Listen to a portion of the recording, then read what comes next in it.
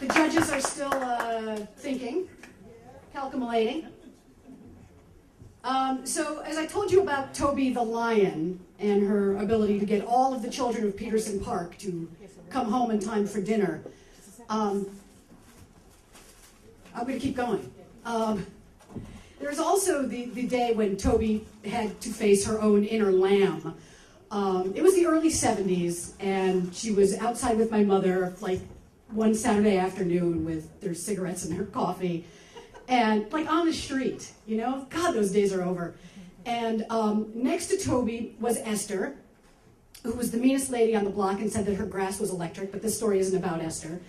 Next to Esther were Margot and Pat. And Margot and Pat had a daughter that was also friends with my sister, so we all knew each other. And it was a lovely Saturday, not unlike this one, except that this one's a Sunday. And there's a truck outside of Margot and Pat's house, like a U-Haul, that's being filled. And Margot's outside, and Pat's in the truck, and Toby goes, "What's the matter, Margot? Is Pat leaving you?" And without missing a beat, Margot turns around and says, "As a matter of fact, Toby, he is." At which point, our gigantic Toby turned to my mother and said, "Joan, I would like the earth to open up and swallow me whole." And that didn't stop her. Bless her heart. That's Toby the Lion and Toby the Lion.